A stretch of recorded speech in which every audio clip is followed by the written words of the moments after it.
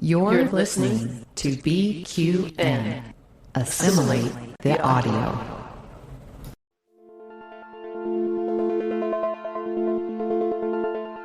Infinite diversity.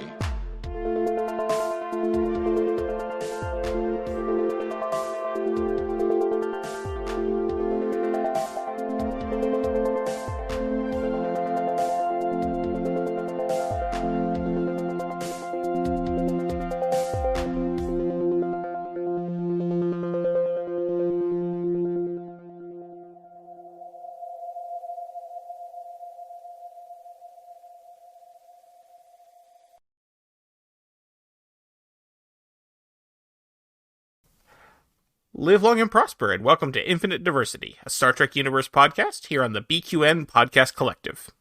I'm your host for today, Thad, and joining me is my co-host, Chrissy. How are you today? I'm not bad. I'm finding myself on this this place that kind of looks like somewhere I know, but I'm pretty sure it's from the Mirror Universe. But there's all sorts of things it could be referencing that they don't, and I'm really confused by that. How are you doing, Thad? Yeah, I was expecting to see some familiar faces, maybe. But that's okay. I'm doing okay. Especially now that I changed my face so it's no longer transparent, because that was kind of weird. It definitely feels better with opaque skin. I think that's generally a good rule. And also joining us today is Donny Winter of Restitching the Tapestry and Growing Up with Godzilla. Donny, thank you for joining us again. Yes, thank you. It's great to be here. I know, for me, I have helmet hair going on right now. Oof. I wouldn't know what that's like. Before we jump into our topic for the day, we'd like to take a moment to thank our Patreon patrons who make this show possible, particularly our associate producers Carl Wonders and Chrissie De Clerck-Szilagyi. Listeners, you can hear your name listed as one of our associate producers for a monthly subscription of just $10 at patreon.com/BQN. And with a monthly Patreon subscription at any level, you can join our weekly live reaction show for Discovery, Let's Fly, on Friday nights. Watch your Patreon messages for information on that and other fun opportunities with your collective. I don't think we have any specific news. I don't think so either. There's one related thing that I did want to talk about, because this sort of came out of nowhere, and I'm sadly unable to go to this, but a couple days ago, they announced that there's going to be an advanced screening of the episode 6 of Discovery this Monday, so by the time this episode come out, the day after this episode came out, in Washington, D.C., with a live Q&A with Sonequa Martin Green. So Weird that it was announced a couple days before it happened. Weird that it's in D.C. Like, if you're going to pick one city in the U.S., you'd think they'd do, like, New York or L.A. Yeah. So, like, my only thought on this... Also, weird in general, because I don't recall them ever doing this for a mid-season episode before. Yeah. And I doubt that it's that important of an episode. Yeah, I don't know. Whistle speak. Mm-hmm. I mean, it is, and I'm sure it'll look cool on the big screen. Yeah. But my thought for this, the only explanation I can think of is Sonequa Martin Green must already be in DC for something else, and they're taking the opportunity to promote the show. Yeah. That would make sense. I think you're right there. Yeah. Because otherwise, why are they doing it for an episode in the middle of the season in DC is a big city, but it's not like one of the, like, you would think New York, LA, Chicago would all rate above DC when picking a city for, if you're just doing one city in the US. Yeah, San Francisco. I mean, I can think of several cities that I would probably rate higher than DC if I was going to do one event in the US. Now, personally, as someone who lives in the Mid-Atlantic, DC, that's a great choice. It's only 2 hours away from me. Sadly, I can't go. But If they would announce these things more than a couple days in advance, I might be able to go. Uh, Nah, that would make too much sense. If only they picked Detroit for us, but nothing. I know. Like the movie studio or the film studios never come to Detroit often, unfortunately. I would, in fact, be even more shocked if they had the one city where this was happening was Detroit. Yeah, that would be weird. That said, I think there's probably a good chance. So definitely, if you are near a major city, keep an eye out. There's probably a good chance there will be theatrical screenings of the series finale, like they did with Picard last year, and they did with the Lower Decks premiere last year. I suspect that I think there's a pretty good chance that'll happen, and they'll probably announce that a week or two out for that. Mm-hmm. So if you want to see Discovery on the big screen, well, you already missed your chance to see episode 6, but you might be able to watch episode 10. That definitely won't be in Detroit. No. Sometimes I feel like, Ann Arbor. Chicago is probably the closest one that they would do that for you. Yeah. I mean, do you know where the closest one when they did the Picard ones was for you? It might have been. Did they do one in Chicago? I don't remember. They probably did. It was either Chicago or Indianapolis or something like that. Like they did, because that one wasn't. That wasn't one where that wasn't a single city thing. It wasn't like where the reason this one's in one city is because Sonequa Martin Green can only be in one place at a time. But fine. I mean, if that's how it's going to be, she doesn't actually have a spore drive, unfortunately. But with the Picard finale, they just did a screening. I think you guys. I think there was also a pre-filmed interview with some of the cast that they showed. I would think, yeah. So I know that was available in several places. I know, I could have gone to the one in New York or in DC if I had been free. I wasn't, unfortunately, but. Well, I think it's safe to say that between now and the end of the season, there is probably going to be a few more things that crop up, like promotional marketing events and items. Because I know Alex Kurtzman said that they wanted to make sure that the end of Discovery was going to be memorable and celebrated the way it is deserved, Yeah, I am curious how well this season is doing. It's hard for me to gauge this sort of thing living in the bubble of obsessed Star Trek fans that I, hang out with. Yes.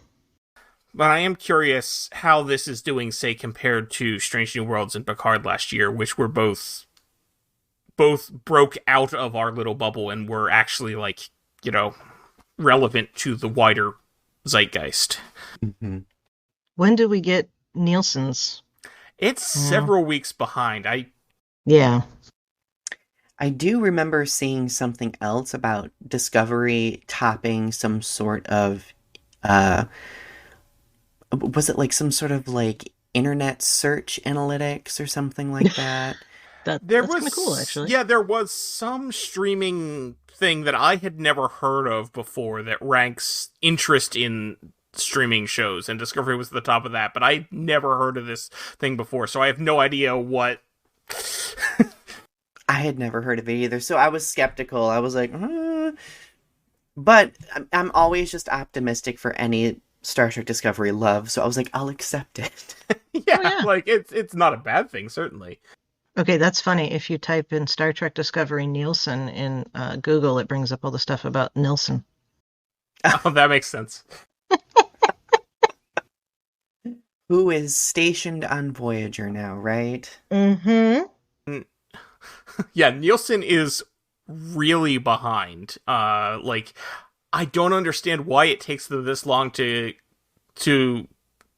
figure this out when it's the results for a certain week.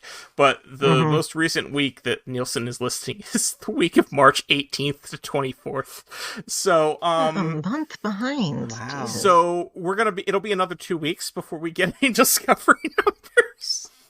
Well, let's manifest top rankings. Yeah. Are they still sending out booklets to people and having them send them back? I say sarcastically, I know they're not doing that. They had a website where they explained how their streaming numbers work, and I forget what it was. I mean, I find it nebulous, because I feel like, I think I saw that explanation too, and it still felt kind of nebulous to me. So I'm just like, how does it work? Like, I mean, I'm not a numbers person by any stretch of the imagination, but I would like to know. I mean, it seems like it would be as easy as the company reporting how many hours it was watched. Right. Because they know that. You know. Yeah. Well, what they claim is that they use people-powered panels and proprietary metering technology. Wow, yeah. What alliteration. That's painful. They did used to send out books. I remember. We were a Nielsen family for like a month in the 90s at some point. I know they don't send out books for the TV anymore. They just have they get that information from cable boxes now. Yeah. Yeah. Which is that's an I wonder how well like TV data gathering works these days when you consider how many people are using TV streaming services, like live TV streaming. I wonder how that gets factored in. Plus, everyone who uses an antenna, they're just ignored entirely, apparently. Or, yeah. Yeah. I mean, and a lot of cable, you don't even need a box anymore because there's an app. Yeah, well, I think in that case, that the cable company is still tracking that. Yeah. Well, yeah. And usually, if there's an app, there's still a box. There's still one box somewhere in the house. Oh, okay. I don't know. We got boxes and more boxes. Unless it's just a streaming service like TV or something, or a Sling or something like that. Or Pluto with its 24/7 Star Trek channels. Yes, and the 24/7 Godzilla channel. I love them both. I wish there was a way there was something like Pluto, but that also didn't have commercials. Yeah. The capitalistic price we pay. The 24/7 Star Trek channel is great when you don't want to have to decide what to watch, but I also don't want to watch it with commercials. Well, that's when you turn it on, you see what episode is on, and then you go to your streaming service. Right. And just start it up at that episode. And then wait 1,000 years for it to load. Well, there's that, yeah. Just kidding, I do love Paramount Plus. There's that. I love very the laggy content sometimes. available on Paramount Plus. There you go. Application could be improved. Absolutely. Honestly, my biggest complaint with Paramount Plus is that on...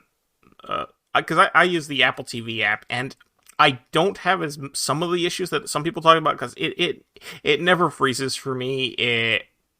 There's not normally a lag issue, but the constant issue is that the volume is way lower than all the other apps. So I have to turn it up when I'm watching Star Trek, and then remember to turn it down if I don't want to get blasted by Netflix or whatever.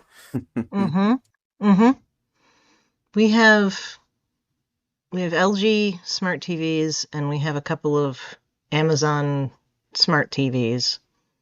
The LG ones I never have a problem with. The Amazon ones consistently are a problem. Yeah. It never wants to load. And I haven't experienced that with other apps within that. So if it was like they were slowing everything down in order to get you to just buy it through Prime, I would understand that. And that's smart TVs in general, and I think that's why I don't have that problem with the Apple TV, because it has its own, it's more powerful than a smart TV as far as that goes. Smart TVs in general, they sort of add that on as a afterthought. So I know you said you don't see the issue with other apps, so therefore they certainly could optimize it better. But what it comes down to a lot of times is that since it's added as an afterthought, it's basically not as powerful as it should be for the streaming services, and so that's why you sometimes get issues like that. That's why I generally I have a TV here at my desk that will have something on when I'm working on something on the computer, and I just have an Apple TV connected to that. It is a smart TV, but I don't use any of those. I prefer to use the dedicated device that's designed for that. Yeah. Yeah. But of course, that costs more money than just using a smart TV, so there is that. Well, yeah. It's like buying a Chromecast, though, once you have it. Yeah, exactly. Subscriptions are there, so. Mm-hmm. Oh, yes. Anyway, the first world problems.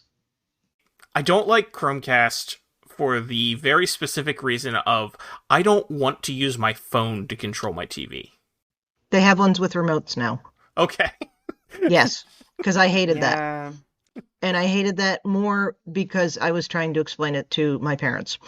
And, Or, well, like, the worst part would be, like, you would cast to your TV, but then you would be a modern person and you're, browsing Twitter or whatever while you're watching TV, and all of a sudden a video comes up and it takes over the TV. And it's like, that's not what I want. Nope, they have ones with a remote now, and when you go into it, it looks just like the interface on a Google native TV. That's a much better situation. It's more expensive. Sure. I think it's like $50 instead of $30, but that's worth it. Yeah. Yep. Anyway. Let's talk about Star Trek. Yeah. Donnie, what did you think of this week's episode? Oh, this week's episode. I really enjoyed it. I think it was really nice to have another Mirror Universe, story-ish. Though I found it a bit unexpected. But it was kind of a nice little callback to the Mirror Universe and to, the arcs early on in the series that really kind of set the tone for Discovery's love of playing around with time travel and inter-universal traveling. But I also really enjoyed that we got a little bit more development of Mull and Locke, because over the course of the last few episodes I've been like, who are these people? What are their motivations? I do not know. Do I care?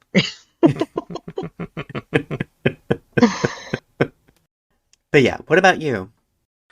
Well, I also really enjoyed it. I liked getting to see, after 30 years or so, finally finding out what's under a Breen helmet. That was cool. Yes. Yeah. I've always enjoyed, going back to the 90s, I've always enjoyed when one show uses another show's sets in creative ways. So that was fun. That, the Mirror Universe ship just so happens to be the Mirror Universe version of the one that they have all these sets for already. Yeah. It's astonishing. Chrissy, what did you think this week? I thought it was a very good episode. I love that we're getting backstory on the Breen. I'm very glad they changed their helmet style. No longer looks like a ripoff of what's his name? Boba Fett. So that's helpful. It was Princess Leia. Was the helmet style excuse me. Yes, I'm sorry. It doesn't look like something else. Although the new ones kind of have an Ant-Man vibe to me. A little Maybe that's bit, just me. I mean, the mouthpiece, but just a smidgen. Yeah. But lost my train of thought. Oh, right. Okay. So I'm super glad to be getting information about how, like, the Breen function and all of that. As I've said before, I was really wanting the whole story that we get in the novels that are now, the alternate universe, about how there's 5 different groups of Breen and they use the armor to not normalize. What's the word I'm looking for? They use the armor so that everybody's equal and you don't know which group it is. Yep. But because their society is so racist that they wouldn't be able to not be racist if they knew what race you were. Right. But they present it as everybody's equal because everybody's in the armor. Yeah. But I like this whole thing about, the weird opaque versus see-through face. Yeah, what is, like, they don't explain what any of that means, and I find that very intriguing. Mm-hmm. Yes. I had mixed feelings at first about the decision to choose to reveal their faces because I thought, well, I don't know. I think one of the things that I loved about DS9 was just how mysterious the Breen were. Mm-hmm. That made them kind of scary, right? But I do think that the way that they're kind of using this character to bring to life a lot more dimension about the Breen, I think they're doing it in a very interesting and effective way. And I think that probably as the season goes along, we might learn a little bit more about the different faces, the different textures, consistencies, and that might help us learn more about what, the culture is about. Yeah. Mm-hmm. Yeah. Hopefully. But at least that, there was the whole thing of what is Locke? What race is he in now? Mm-hmm. I think, was that this week that we found out for sure, or was it last? I don't remember. No, it was this week. It was this week. Yeah. Okay. Yeah. So that's kind of cool. Yeah. And getting a little bit of, I like the twist that we find out that the rebels from the Mirror Universe brought the ship to escape from the Mirror Universe. Mm-hmm. I think it would have been cooler if, rather than reading that off a plaque, if there was like a video playing a log that had some familiar faces in it. I think that would have been a cool touch. Mm-hmm. Mm-hmm. Yeah, and we end up finding out the crucial information that it was Mirror Universe Saru who led the effort, or at least inspired the effort of... Which leads to an interesting thought on this, like, because that would seem to imply that the events of Terra Firma actually happened. But that would also mean that... But that's complicated because a very different scenario played out for these characters in season 1 of Discovery, and that has informed how they've continued through the very existence of Mirror Georgiou. Yeah. So it's like, how does future's the past is future, it all gives me a headache. Yes. Yes. Apparently the plaque mentions Spock. And Book mentions Spock, just not by name, I assume. Right. When he says the Terran High Chancellor who instituted reforms, I'm assuming that was Spock. And that's the reference they're citing on the plaque. So it's not by name, of course, but and I think they probably didn't want that by name to avoid having making that a whole thing for Michael. Oh, gods. Of course. Yeah. Why didn't I think... See, we get her separated, and I forget about that part. Interestingly enough, I did find it interesting when they were on the bridge, and Book asked if he ever met Spock's Terran counterpart, and she says, which he would only be half Terran, but that's his mirror counterpart. And she says no, but she's sure he was just as ruthless as the rest, which is interesting. I like that. It's interesting that she would say that when she may not have met Spock, but she did meet Sarek in the Mirror Universe, and Sarek was part of the resistance against the Terran Empire. So why would it necessarily follow that Spock would be ruthless? I think she saw how she was. Who she was, and who Georgiou, the difference between her and Georgiou. Sure. Her Georgiou in that one, and just... Right, but again, she met Mirror Sarek, and he wasn't. Well, he mind melded with her, right? Yes, but she did... So maybe she got some information going back the other way. That's possible. Okay, yeah. Yeah. Or maybe she just wanted to shut the conversation down so they could work on stuff. Well, and we also see parallels between the Prime Universe and Mirror Universe of, like, character dynamics, too. Like Spock and Sarek did not have a good relationship in the Prime Universe. Of course! It's feasible that, Spock looked at Sarek in the Mirror Universe and was like, not a fan of you. And that's why he joined Starfleet. Just like that makes sense. Mm-hmm. Just like in our universe. That makes perfect sense. Yep. Yeah. Because we do know from DS9 that Spock did institute reforms, and that's what got the Empire to be overthrown in the first place, because they were weak. Mm-hmm. Yeah. Being kind and considerate and not ruthless. It's weak. Mm-hmm. That's the message, right? Yeah, I mean, those are all terrible things to be, obviously. Obviously, yes. Anyway. I mean, I guess from the perspective of a pseudo-fascist Terran, yeah. Yeah. Well, not pseudo, literal. That's the point. For the Terrans, the episode. It did, in fact, not work out so well for them, because... No, it did not. Then the Klingon-Cardassian alliance sort of crushed them. See, that's human nature it's nothing compared to aliens that are out there. Mm-hmm. Yeah. Yeah. That's dark. Anyway. Yeah. I thought it was interesting that this wormhole, what they seem to say is it was more of a normal wormhole until the burn apparently made it start to act funky. Yeah. It made me, this is a very nerdy Easter egg, but it made me think about that Next Generation episode. Oh, which one was it? It's the episode where I think it's the last season where their warp travel is disrupting an entire region. Force of nature. Yeah. Force of nature, yes. And I was thinking okay, so if it's an effect of the burn, then that just kind of parallels back to that episode, because damage to subspace can create anomalies like this, so and cause blinky wormholes. Blinky wormholes, yeah. Yeah.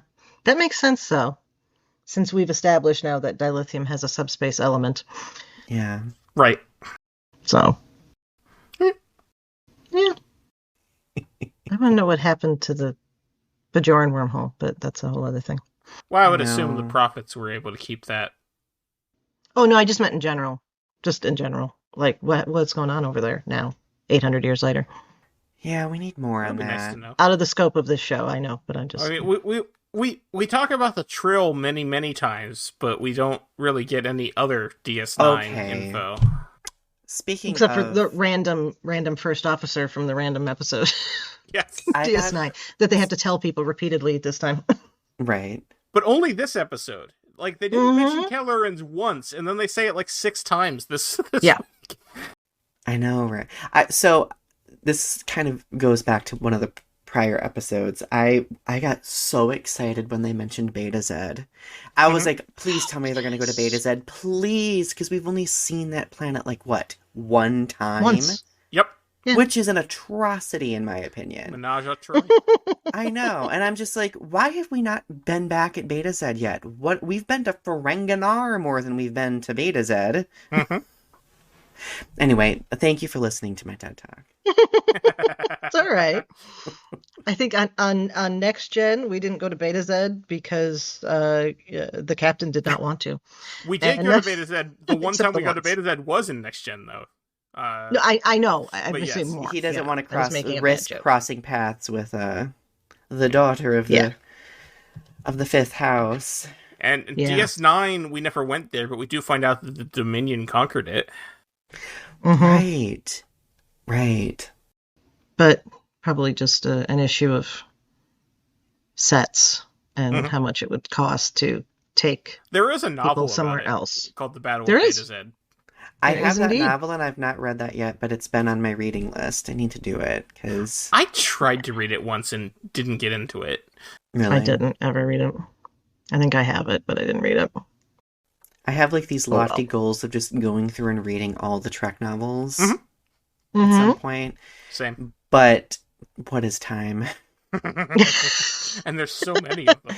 That is always the question. What is time? Hey, well, there's a chance to plug. We're going to have a new show in the network about Trek books. Oh, yeah, that's true. Yeah. Really? So I'll take that opportunity for a natural segue, natural advertisement, whatever. I don't know when it's starting up. I think within the next month or so. Yeah, Trek Book Club. If you're on Twitter, you're probably already familiar with Trek Book Club. Peter, the who runs that, does a different book. I believe it's every month. That they do a book club and everybody reads it and then they tweet about about it then on an agreed day. And yeah, it's now going to be a podcast, so that's going to be interesting. Yeah. That's a really cool idea. Mm-hmm. Mm-hmm. So there you go. You can follow along with that anyway. If nothing else. That'll motivate me to read then, so that's good. There you go. There you go. Something other than student essays. Yes. Yes. Or you could read student essays about Star Trek, and then it would be the best of both worlds. I see what you did there. I see what you did there. All of a sudden, half of the English classes at Delta are based around science fiction novels. Yeah. If only the world could be that perfect. So I saw some people mentioning on Twitter, I know I shouldn't read Twitter because it's just a dystopian hellscape in itself. It's okay. Yeah, but I'm also... The Trek Twitter is still kind there, of... So, Trek Twitter has always remained its own thing. I'm gesturing here like the audio listeners can see Trek what I'm Twitter doing. is not immune to drama, but it's not the same drama as the rest of No. Twitter. I've been fighting with people about Star Trek Discovery because there's still like, of course, a very loud group of people. That there's gays in space. How dare they? Kind of a thing. But there were a few people who were saying that this felt like a filler episode. And I didn't think that They were saying that last week, too. So here's the thing. People saying this episode feels like a filler episode are not saying that as a detraction. They're saying that as a continued... to add to the discourse from last week where Alex Kurtzman did that interview and he mentioned filler episodes. Yes. Well, and I have the quote right here, and then I'll pose the question of whether you think there should be filler episodes. So he said, quote, "I think what's lovely about that is it's funny. You can talk to the old writers of the old Trek series. I don't know how I feel about him calling them old Trek series. Anyway, and they're like, man, there's such a... I mean, they kind of are. Relatively speaking, yes. There's a bunch of filler episodes in there. We were just trying to get to 22 a season, and we all know which of those episodes were filler. We know the ones that were truly stellar from the ones that felt like they were kind of spinning their wheels. And so I think what 10 episodes a season forces you to do is really make sure that every story counts as much as it possibly can. And I like that. I like what that affords us now. Mm-hmm. So... And there is nothing objectionable about that statement. Oh, for sure. For sure. But Trek Twitter went wild about it.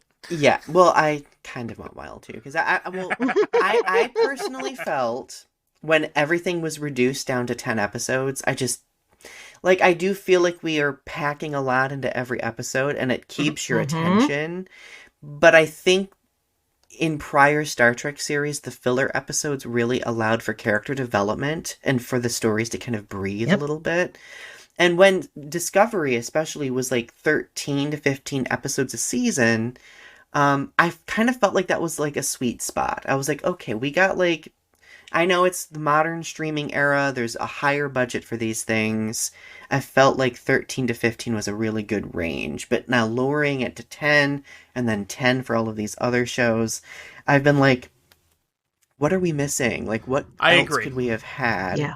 If we had at least like 2 or 3 more episodes to work with, Mm-hmm. So, I agree for the most part. I definitely do. I think because like Discovery season 1 had 15 episodes. And yeah, I think Lower Decks works well at 10 because it's a different format entirely. Yeah. But yes, I do agree. Now that said, we talked a lot about in season 4 how that story dragged out. Oh yeah. Yeah. Yeah. But organizing that differently and having episodes in between that were, for lack of a better term, filler, might have caused us to feel differently about that. Well, and see, I think if we look at a formula for this, like the latter few seasons of Deep Space Nine, I feel like they really balanced filler episodes well with like just reminding the audience that there is this war raging in the background, technically, you know?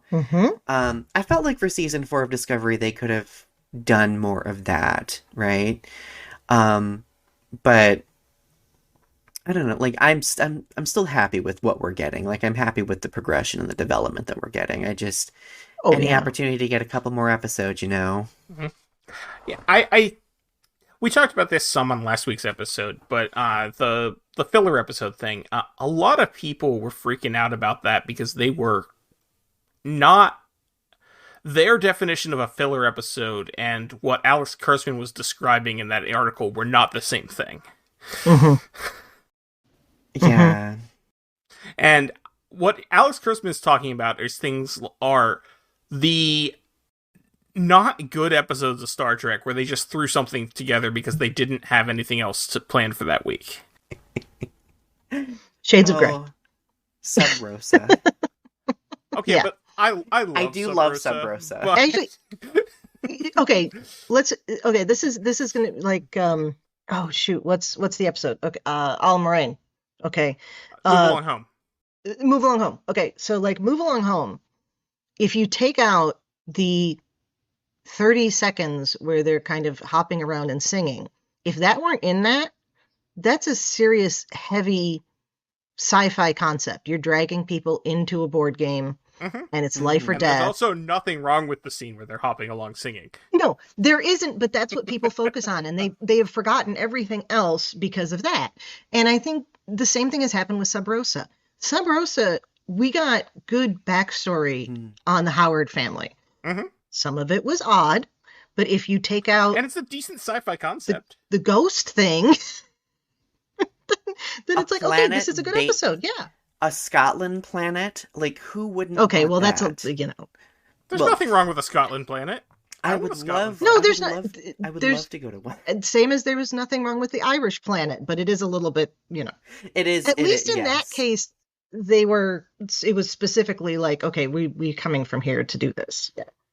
A Scotland planet that is established as a Scotland planet is good. Yes. Yeah. They go to a random planet and it turns out to be Scotland the planet, less good. Whereas in, what was the episode called? Up the Long Ladder? I think that's what the episode was. Whereas like there was like some very much like subtle racist implications. There was some not so subtle. Not so subtle. Yeah, not so subtle. But I think that, I mean, another episode that I often think about is the Fair Haven episode from Star Trek Voyager. Yeah? Where I'm all about Captain Janeway falling in love. Don't get me wrong. Yeah, I think that is a fantastic story. Like, it's great impact in Janeway's life. Now, I will say, Spirit Folk, the sequel, that is a filler episode. Yes, 1000%. Absolutely. It did bring in a lot of camp too. Like it was very, but no, and I saw somebody earlier on Twitter today making the comment that they wish Star Trek Discovery would lean into camp a little bit, kind of like Strange New Worlds has. No. And I think that they're very different. I don't know. Yeah, like, I don't think they need that. Like, I think that Discovery breathes on its own, and there are moments of humor that kind of create camp, but, like, I mean, I won't lie, I really do wish that Discovery did have the musical episode, because there's... Oh, yeah. Anthony Rapp. Anthony Rapp, right? But... Anthony Rapp, Wilson Cruz, yeah. Oh, yeah. I don't know if Star Trek fans could mentally handle another musical episodes after some people... I would love a musical episode in every show. I want an entire series that's just Star Trek the Musical. Star Trek Glee?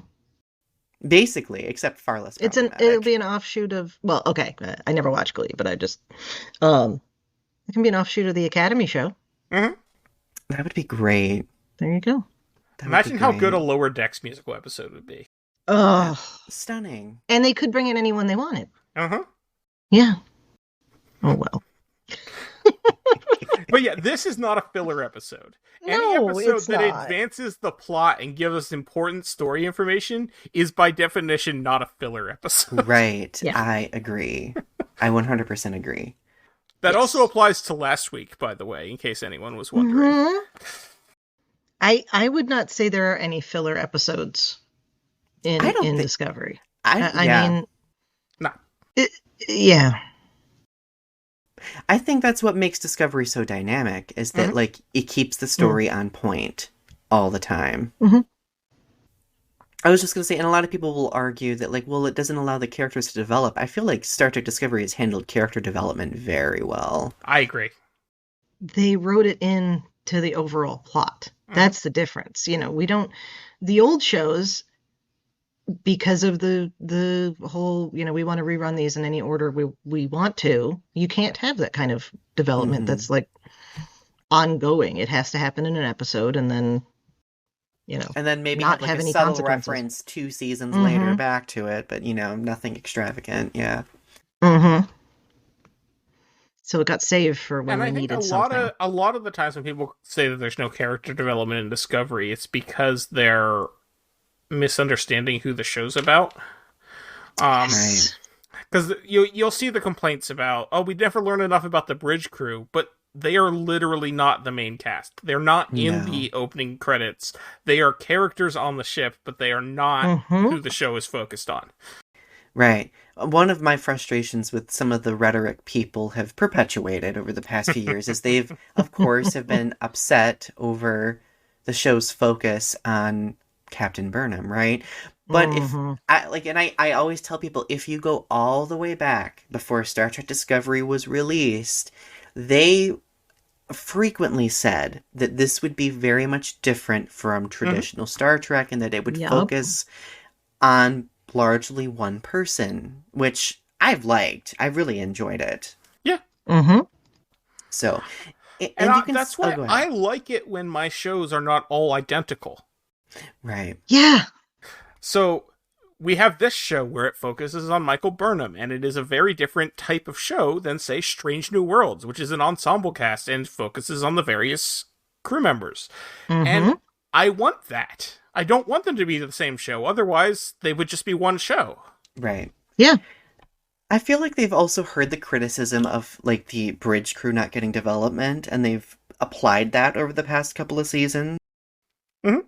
Although, a lot of them have started disappearing this season. Yeah, yes. I've noticed that, and I'm just Two like, disappeared where's today. Owo and Kayla? Like, where are they? Detmer has only been in 2 episodes this season. She was, and I believe only 1 episode in this time period. She was in the first episode, and then she was in a bunch of the flashback scenes last week, but she hasn't been in any other episode. Saru's been missing since episode 3. I miss Saru. Yeah. Yeah. Doug Jones has said that he had to step away from the show for a bit because of Hocus Pocus 2. Oh. Okay, That makes sense.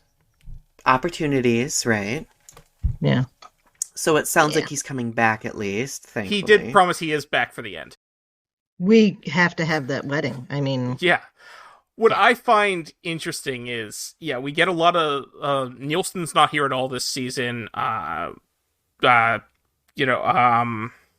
to think of his name now. The one Bryce? guy left. Bryce left last season. Detmer's barely in this season. Owoshikin is leaving the ship at the end of this episode. Hopefully she'll be back. Both of them are. Yeah, that's true. It's... I hope we'll get to see them more, but it's interesting.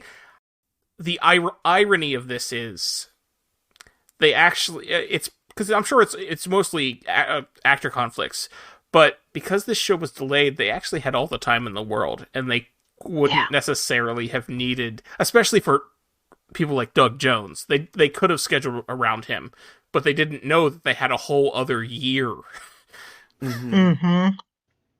Or that it was going to be the last season. Right. Yeah.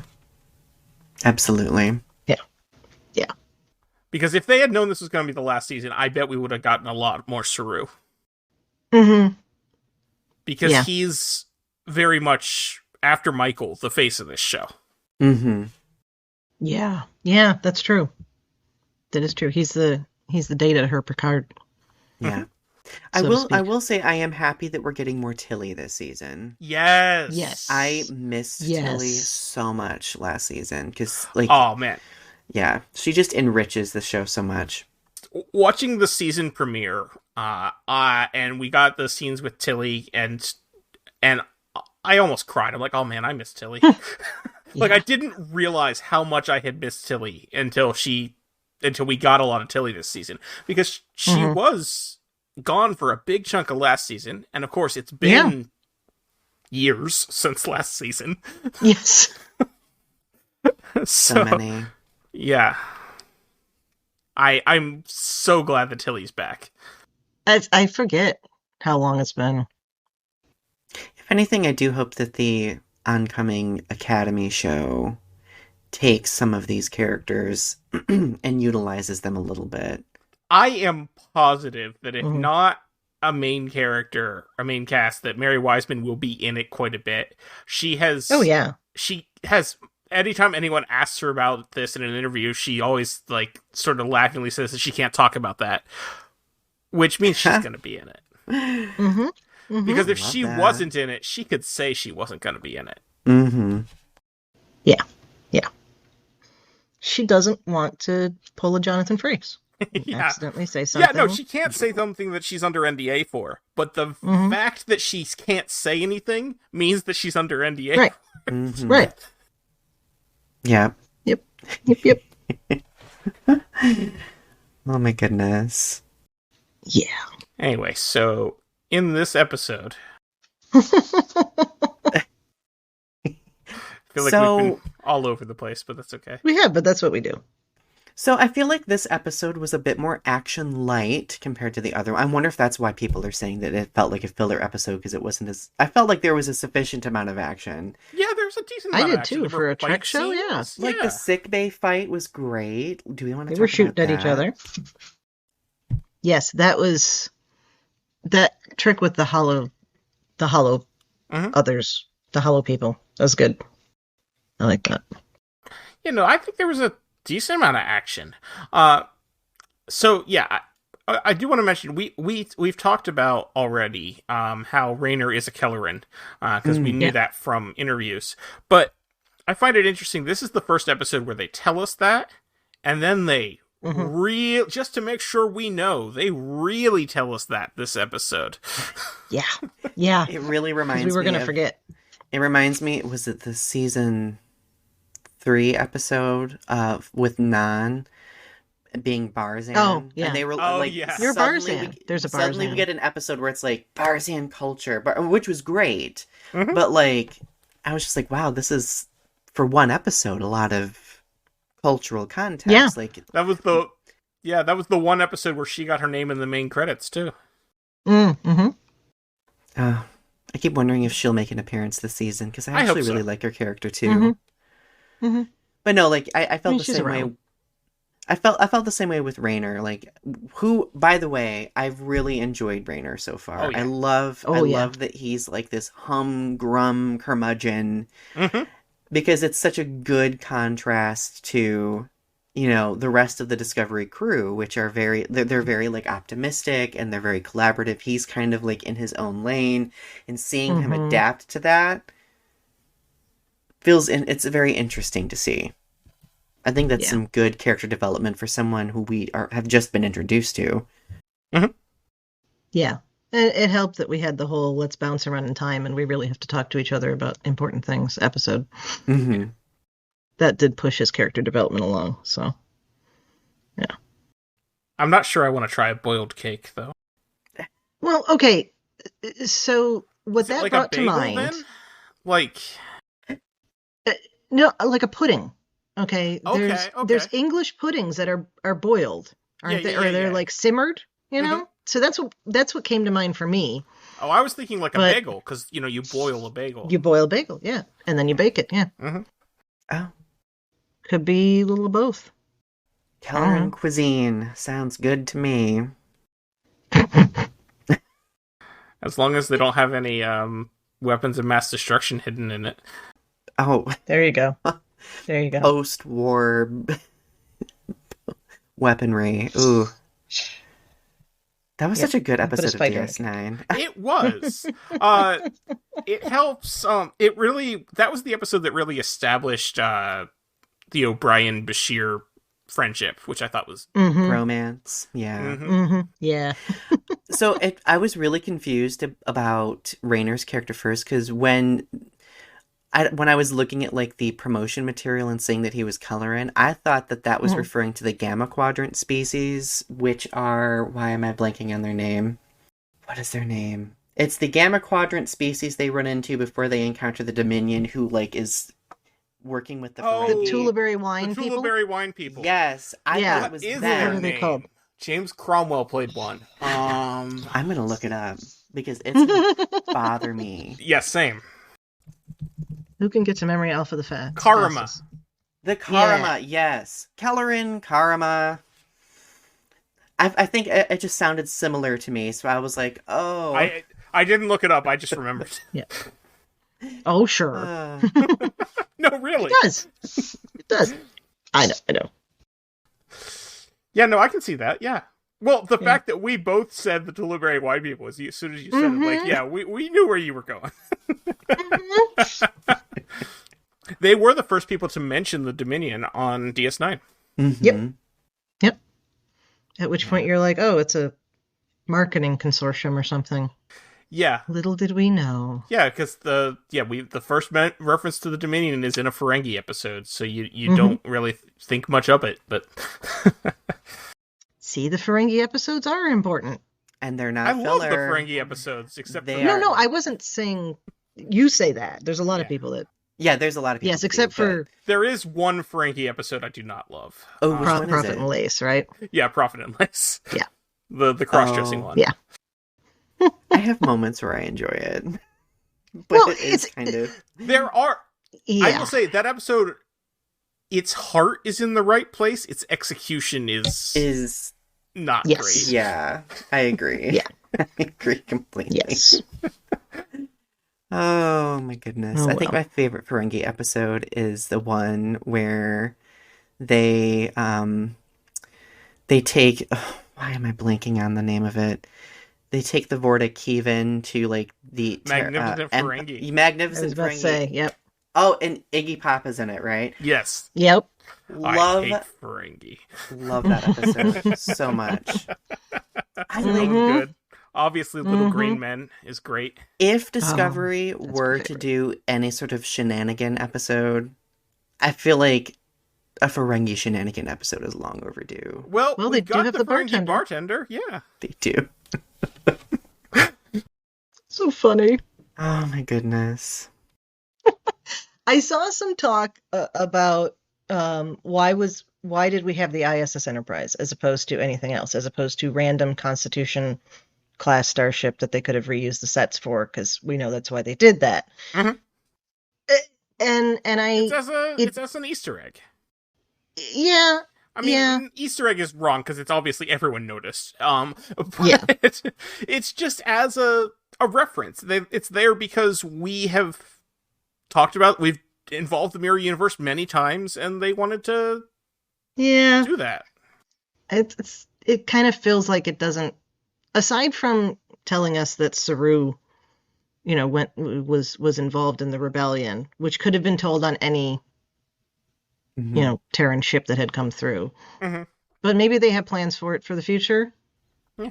Or the Academy That's show what or I'm something. hoping for. The fact that it gets towed back to Federation headquarters Yes. tells me it's going to show up again at some point. Yeah. Yeah. So I thought they were trying to like bridge together the like the original, Mirror Universe episode where like we could clearly see that Spock was questioning Mirror Spock was questioning the morals of the Empire, right? I thought that's what they were doing. I was like, okay, so like clearly this is the culmination of that, and what better name to associate with it than the actual Enterprise, which he served on at some point.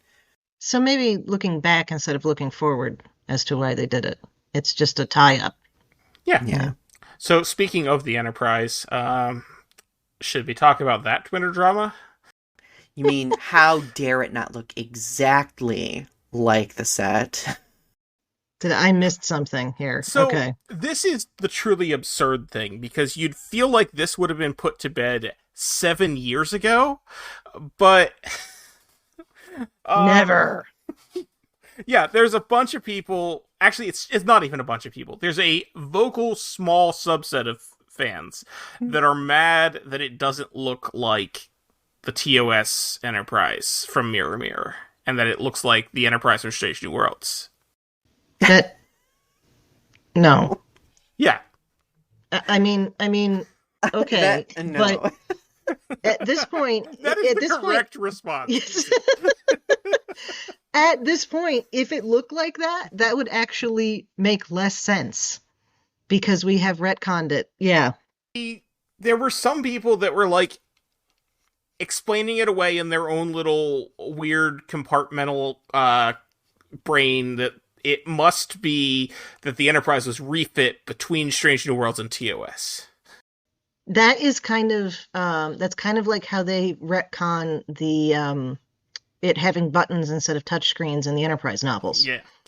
And the fact that we did get a TOS-style Constitution class in Picard Season 3 does sort of muddy the waters a bit. But it amazes me that I am the one to say this, but you're taking this too seriously, people. When we say that, it's that, yeah. That's the end of that. If only LaForge could park it in his garage and restore its vintage push buttons, then everybody would be happy. So, like, it has clearly, at least to me, to my mind, it has clearly been established that the Strange New World style ship and the TOS style ship are the same ship. They just happen to look different because it's 2024. Because it has been 60 years. Yeah. This is the Klingons all over again. Yes, you know, in 79, and Roddenberry's out there saying, like, if I could have made the Klingons look like this on the show, I would have. Didn't have the money. And there was somebody that tweeted, and I actually retweeted this one because I loved it. Somebody tweeted, it was a shot of Core from TOS and a shot from Core from from DS9, and it said, listen, if you can accept that these are the same people, then you can accept that those ships are the same ship. Say it louder for the people in the back, please. It's a lack of imagination. Even if you want to, you're going to bring in the retcon that Enterprise had to explain the lack of ridges, it still doesn't make sense that Core would have them in DS9. Well, at the root of it all. But they hadn't decided that yet. So. Right, exactly. But also, I can, if we're just going to pull ideas out of thin air, then by that time they'd figured out how to fix it. Yeah. So. At the root of it all, I just think that there is a segment of the fan base that just wants to criticize Discovery for anything that it does. Yes. And I feel like that's just an example of that. Because I don't remember hearing a lot of people super upset, people were kind of upset in season 2, I remember, when they introduced the Enterprise. And they were like, well, it doesn't look, But, like, for Strange New Worlds, like, I feel like people have been pretty silent about any retconning that show has done. Yeah, because they like Strange New Worlds. It's like... Because...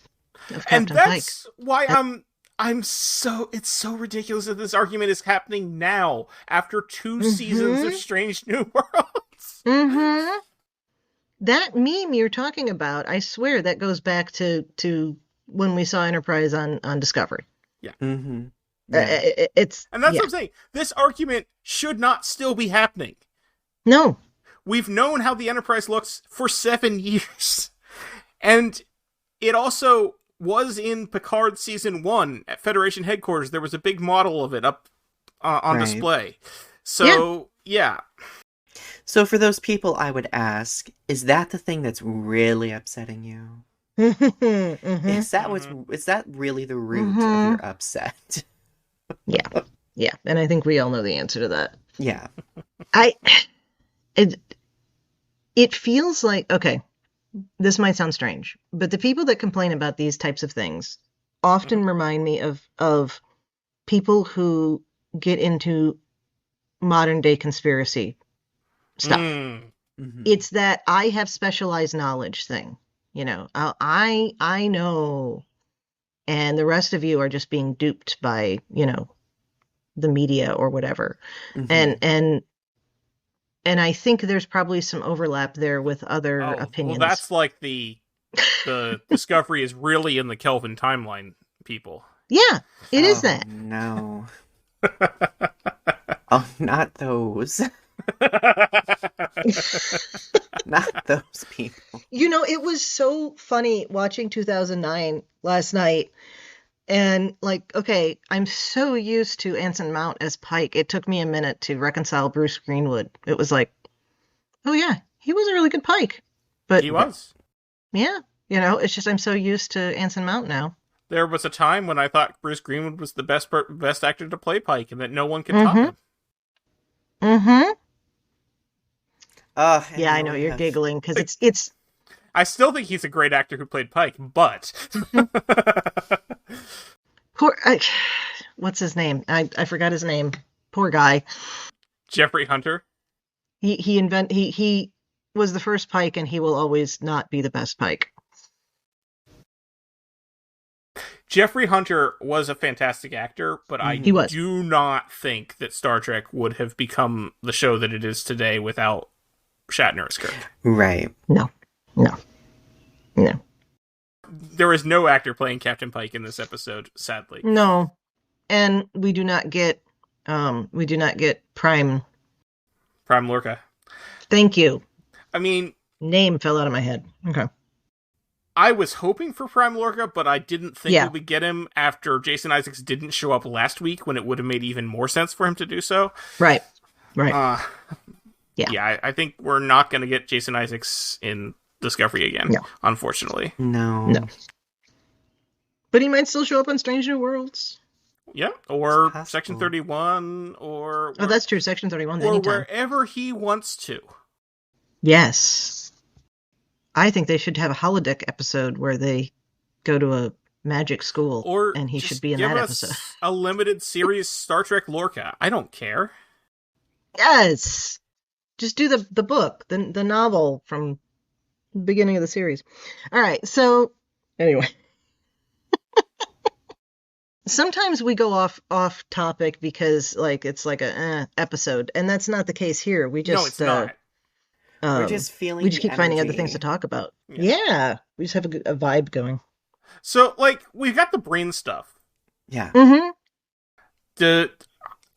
I feel bad. I don't actually have much more to say on that, but I feel like we should talk about that more.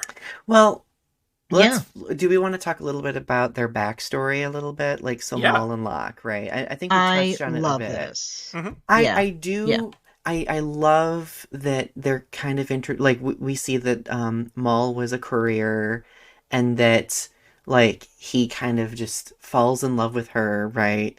Now my one question would be, do you think that should have been introduced earlier in the season? What do you think? No, I think it fit well here. If it works, we have to wonder here. Why, yeah. We have to wonder what's brought them together. We need that time. So I watched the episode twice, and the first time around, I was very adamant, I wish we would have gotten this context earlier, because then I would have felt more emotionally invested in these characters. But then I watched it a second time, and I must have missed a bunch of stuff the first time I watched it, because then I watched it the second time, and I was like, actually, this works. I like it. Mm-hmm. I feel like they sufficiently allowed us to develop some pathos for these characters. I think maybe the one thing that I'm still curious about is the connection between Book and Mal. I think there needs to be a little bit more development on that, and I feel like we're probably going to get that at some point, because that seems to be the emphasis, that they're kind of each other's only remaining family. Chosen family. Yeah, and she wants nothing to do with him because it sounds like she did not have a good relationship with her father, and it sounds like it was his fault, but Yeah. But Book has a very different view of that, which is an interesting thing in itself about how you can have two people have very different experiences of the same person. Right. Mm-hmm. Definitely. Yeah. Yeah, no, I liked it. I like how strong she is too. Yeah. You know, I love a character that doesn't take any BS, you know. Mm-hmm. And that's good. So. Yeah, I think both of them are very refreshing characters to me. Mm-hmm. Mm-hmm. I really enjoy them. And I, of course, hope that we get more Breen cultural tidbits between now and the end of the season. Yeah. I'd love to know details on the two different faces, why one of them is not acceptable, etc., etc., why they wear the masks. So really, they've got three faces. They've got the clear face, the solid face, and the mask. Yeah.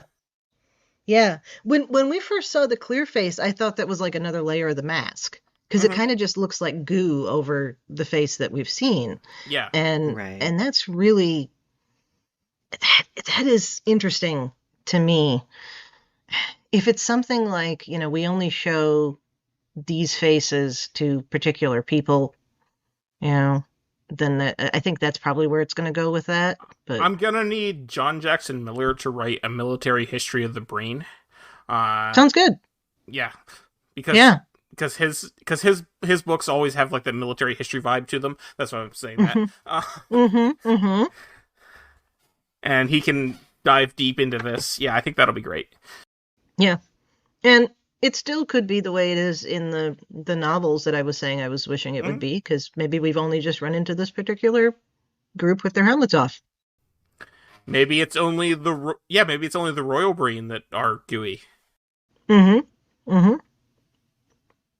still could have one that's just a mist in a suit or whatever it was. Yeah. I mean, if you look ahead at the episode titles, it looks like we might have another Breen-focused episode, because in this one... I think we can't possibly not. Right. Yeah. Well, in this one, they introduced that, like, you know, a consequence for betrayal is being, I don't know the context of this word, but, like, labeled erga, right? Yeah, which I assume means, like, shun or fatwa or something to that effect. Yeah. Something to that effect. And so clearly, like, that bears, like, a significant amount of weight to it. And being that there is an entire episode titled that, like, I feel like we're going to get... I'm really excited about that. I mean, if we don't see any more Breen this season... That would be such a weird letdown after what they've done so far. It would not make sense. Yeah. Yeah. So, you know, Locke accidentally stabs himself. I do like, he's like, oh, that wasn't supposed to happen. Supposed to work. Like, yeah. Yeah. And then they refuse help. I had to rewind because I had to too. Because Maul thinks that Michael did it, and that's why she refuses help. Yeah. Which makes sense in the context of what she's walking into, and arguably, you know, he's fighting with Michael, so you can blame her because, you know. Oh yeah, and we find out. Going back a little bit, speaking of Maul, we find out that apparently she and the previous Cleveland Booker did not part on the best of terms. Oh, yes. Yes, we needed to get back to that, yeah.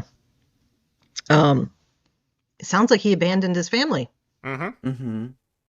Now, whether or not we get an explanation as to why, I will be interested to see, because short of he died very quickly thereafter, which it doesn't sound like that happened. Well, no, because he became Book's mentor. Right.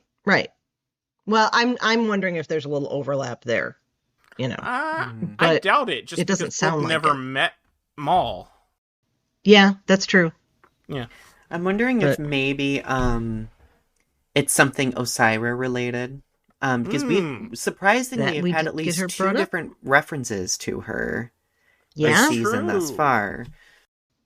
I wonder if it's going to be something akin to what happened to Kira's family. Okay. Oh. Yeah, where he had to leave and he had to cut off contact. Right, yeah. It's not exactly the same as what happened with Kira's mother, but A parallel thereabouts. it protected them. Yeah, that didn't even occur to me. Does that mean that that Cleveland Booker He's got a thing going on with had Osira. a thing going on with Osira? Oh. Well, maybe, Goodness. I mean, I wouldn't blame him. I mean, Discovery's full of surprises, so that could be a surprise. A surprise Seems like it would be a little random, but yeah, I don't think we need to follow the like Kira's mother that far. Yes, no, and it's not exactly, it's less of a thing and more of a. Plus, I mean, if we're gonna follow that extension, the only reason Ira Stephen Bear wrote that Kira's mother had an affair with Dukat is because the Nana Visitor categorically refused to have Kira have a thing with Dukat. Good. Yeah. Good. That's how it should be.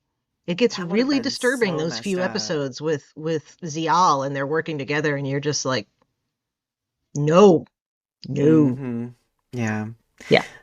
So, I mean, Anyway, Cleveland Booker number 1, like, I would say... I think he's number 2, 3. Our Booker is 4. The previous one is 3. Prior Yeah, Cleveland 3. Booker. Yeah. I would argue that maybe... Cleveland Booker the Elder. The Elder, I like that. There Thank we you. go.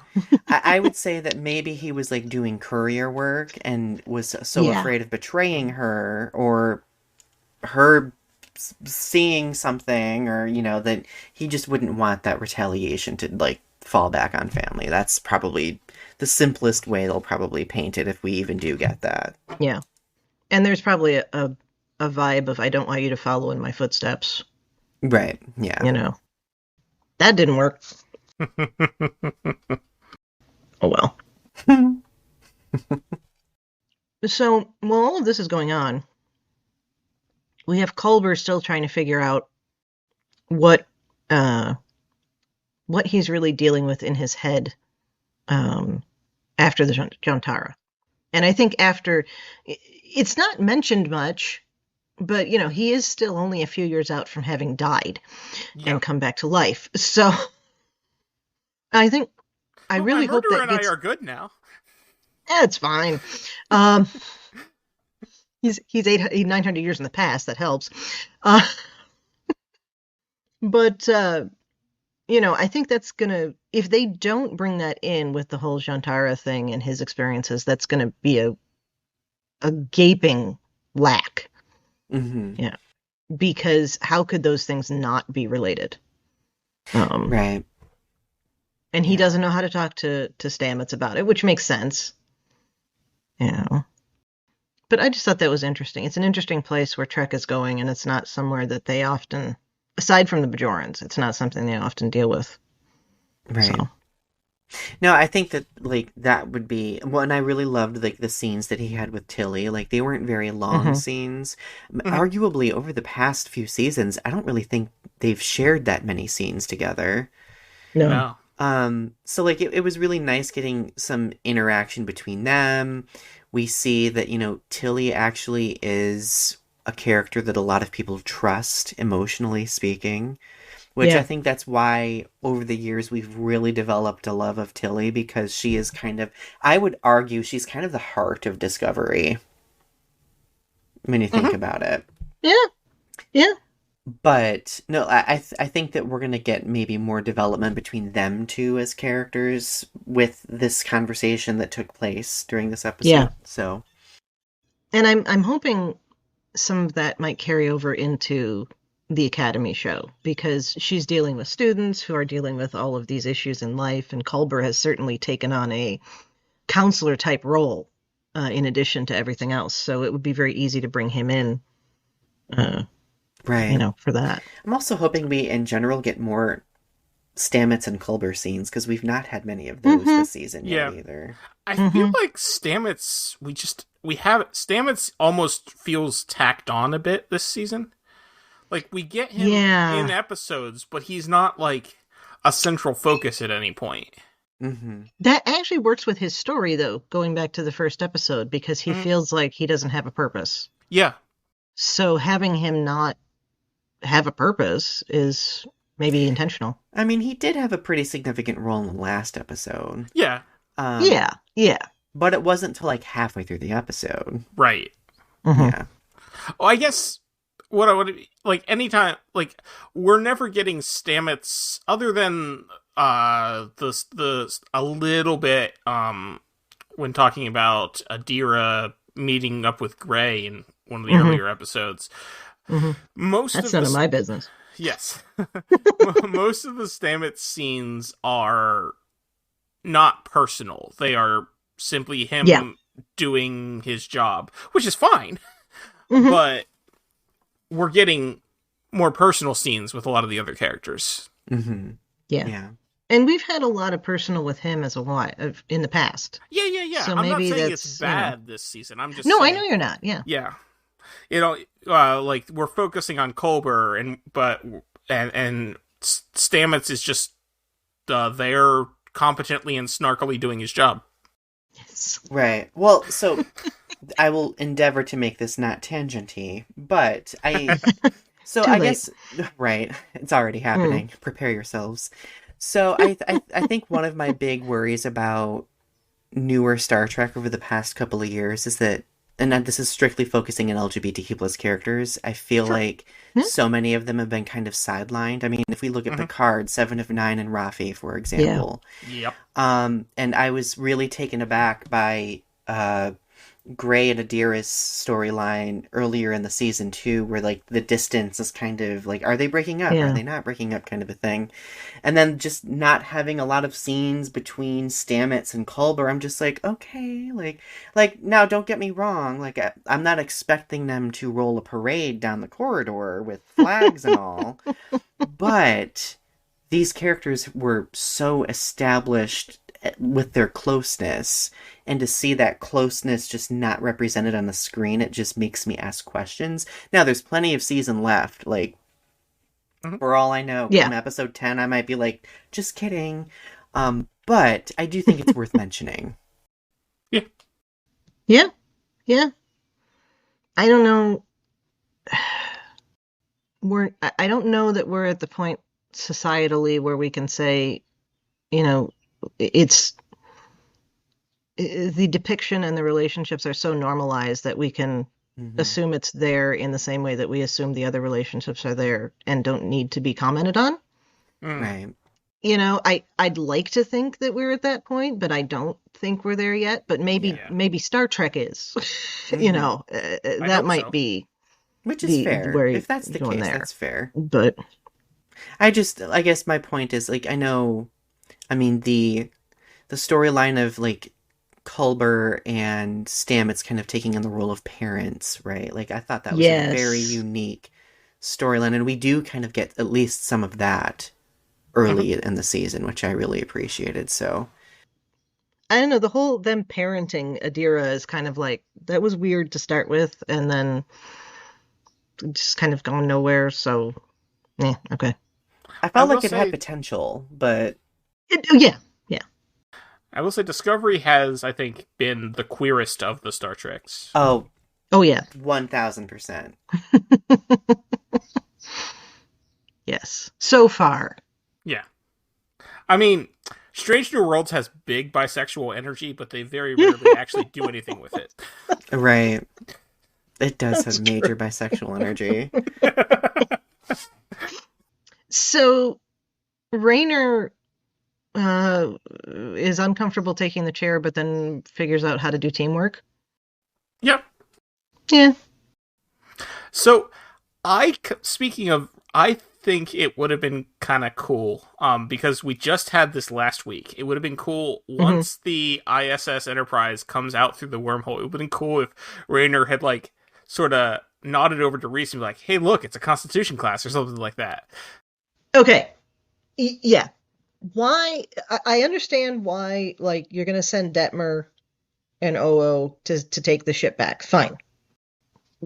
Reese had to have been saying there going, but I want to go too. Yeah, I know, right? And it may just be because of the actors' schedules or how they're going to play out in the story, but I feel bad for him.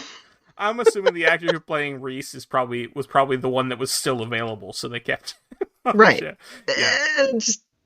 But I feel bad for him. So I hope we get to see him like go geek out over it, like at the end of the last episode or something, somewhere in the last episode.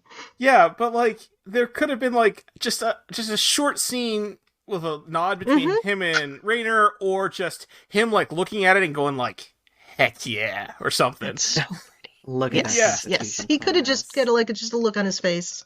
Mm-hmm. Yeah. That's just hindsight is 20/20. Yeah. Yeah. You're talking about how some of the bridge crew aren't just showing up as often. It made me curious. I looked back, and I mean, actually, there hasn't been a character who's been in every episode of Discovery other than Michael Burnham since episode 7 of season 1. But that makes sense, because the only two that only three were. Oh no, Saru. Well, no, Saru's. Never mind. Saru was in season 1. I forgot about him. Excuse me for forgetting about Saru. I sincerely apologize. But well, he's not in every episode. It's okay. He's not in every episode of this season. Or was he in every episode last season? I'm not sure. I think he was. Well, there was one episode. Yeah, it was just the one episode where he was. Yeah. Okay, but he's not been in every episode, and the only other one who was there in the first episode was Detmer, and she missed one episode of season 1, so therefore she broke that streak a while ago.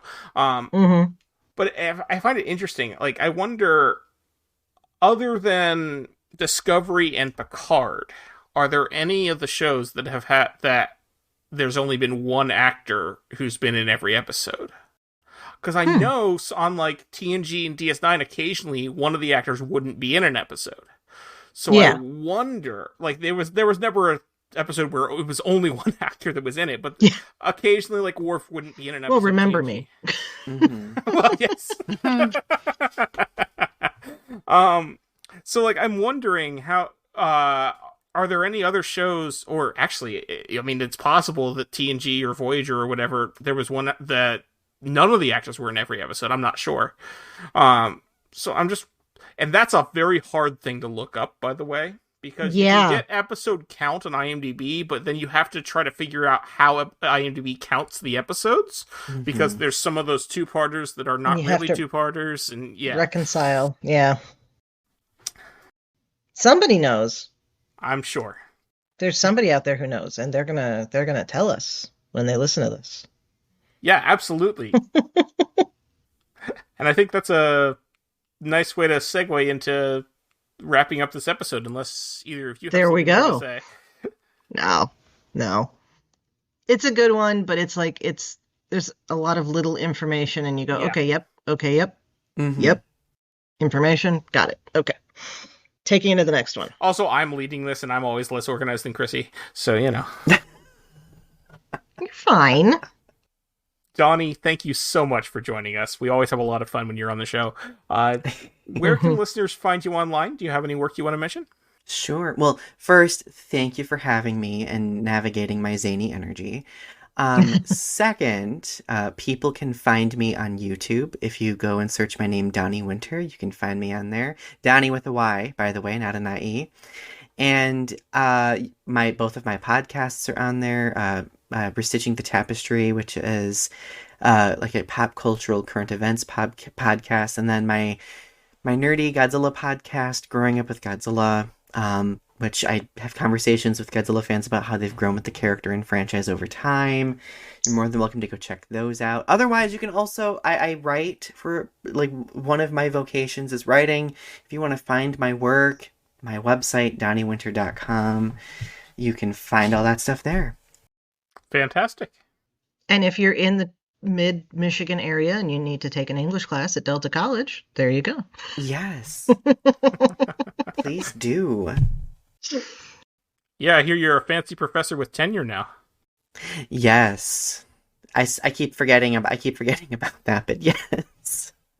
Yay! Chrissy, where can people find you when you're not showing off your goose skin? That I tried. Yeah, okay. I actually changed that mid-word to make it sound not as bad Less as weird? originally. Yeah.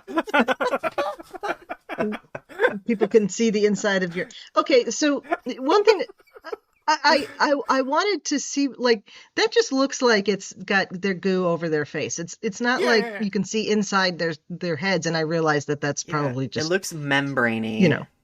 Yeah, it's just, okay, anyway. Well, in addition to here on Infinite Diversity, you can find me on History with the Szilagys here at the BQN. That's that twice weekly short history podcast I do with my fellow historian partner, Jason, coming back next week. I'm also happy to chat about our shows in the BQN Collective on Facebook and in our Discord. And I'm on Twitter and Blue Sky at the Goddess Livia. That's TheGoddessLivia, where you can see my opinions on Star Trek history and leftist politics. Thad, where can people find you when you're not trying to figure out the story of this mirror universe ship that just showed up? I mean, I would be even more excited than Reese if a Constitution-class starship just showed up in front of me. Yes. Yeah. With good reason. Because he expects to see that at some point.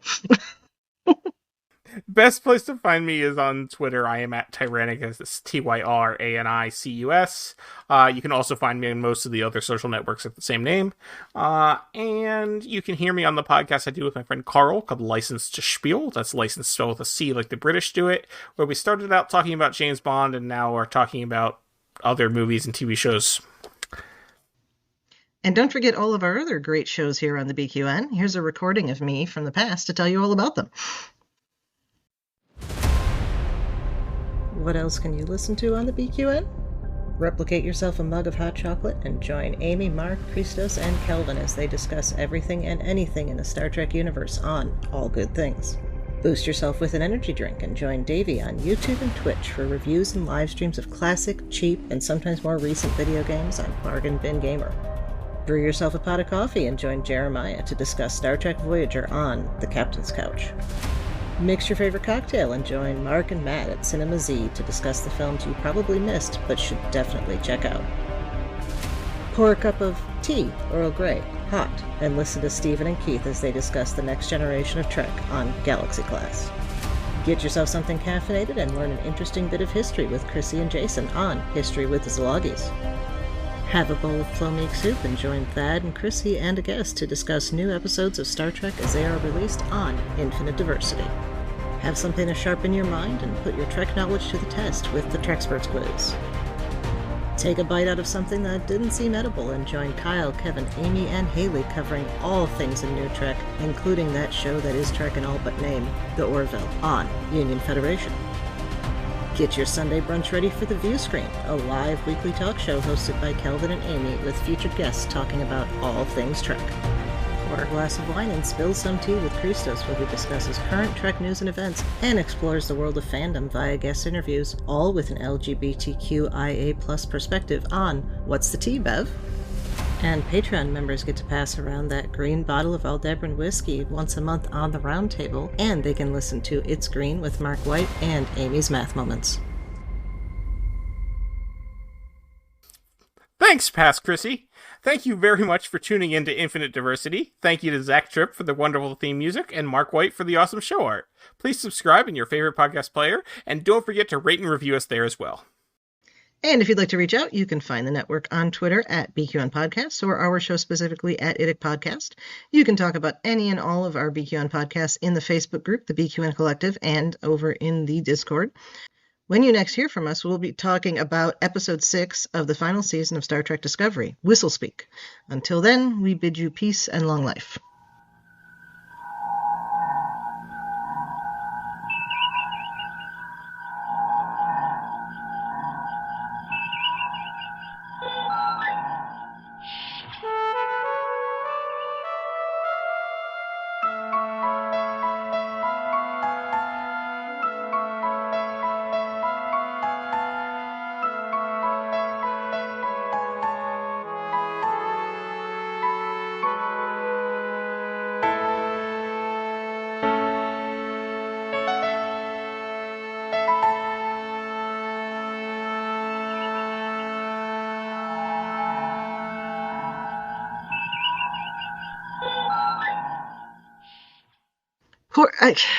What's his name? I forgot his name. Poor guy. He played Pike. He played Jeffrey Jesus, Hunter? and then he died in a car. Jeffrey Hunter. He was the first Pike, and he will always not be the best Pike. It was a car. I thought there was a thing where he like fell down the stairs and like had a brain bleed or something. Oh, that might be. I know it was accidental death. I can't remember. I guess I maybe just figured car accident, but Hold on, I'm looking now. No, it was a car accident. Who fell downstairs? Okay. It must have been someone else that fell downstairs. Okay, anyway. Yeah. There was another actor in like the 50s or 60s that died because like they tripped on their porch stairs and like hit their head on the steps, and then like a couple days later they died. That sounds like Bob Saget. I mean, I know that's not the same thing, but in that weird way of like, well, who would have thought this? So yeah. But yeah, no, you're right. No, Jeffrey Hunter died because Oh, no, I'm sorry. I need to read the whole paragraph. This is how Jeffrey Hunter died. Wait, okay. Okay, so... Yeah, you're editing, so that's fine. Yeah, so Jeffrey Hunter was injured in an on-set explosion near a car window when he was filming a movie. And then the next year, he suffered an intracranial hemorrhage while walking downstairs. And it's possible that it was related to the concussion that he received earlier. Yeah, that makes sense. Yeah, I didn't realize that. Yeah. He fell over, knocking over a planter, and struck his head on the banister, fracturing his skull. Mm-hmm. How hard do you hit a banister to... Wow. Ugh. I mean, it sounds like he had a stroke while he was walking from one step to the next. Mm-hmm. Yeah. Oh. Ugh. Anyway, he was 42 when he died, which is very sad. That's too young. Too young. And if NBC hadn't insisted that he be replaced, he would not have been filming that movie in Spain in 1968 because he would have been on Star Trek. Mm-hmm. Wow. That's all right. I don't know if I can reconcile the captain of the Enterprise also playing Jesus. So. Yeah. I mean, he has his legacy now. I mean, look, we have an entire Star Trek series inspired by that pilot, and we'll have yet another actor to play James Kirk in that one then. Maybe not. They might pull the new guy over. Paul Wesley would be too old because he was Kirk as a kid. Oh, that's right, because he's a kid in that. Yeah. Yeah. Well, that's all right. Whatever. We got 3 child Spocks too. It's all good. I think we have more than 3 child Spocks. I think we died. Don't even. There's 3 child Spocks and there's 1 teenage Spock, and yeah. Don't forget baby Spock. Do. Yep. There's that too. There's the whole thing about, for some reason, Amanda is giving birth in a cave, even though Vulcans have modern technology. But yeah. And Sarek seems to be surprised that his child is human, despite the fact that, his wife is human. Yeah. Anyway. So. Honestly, the least of the sins in that movie. Yeah. And I never read that as surprise. I read it as like, oh. Okay, yeah, surprise is wrong. But also, the hell, dude? What were you expecting when you married and had sex with a human? Were you expecting a full, 100% Vulcan to come out? That's not how that works. No.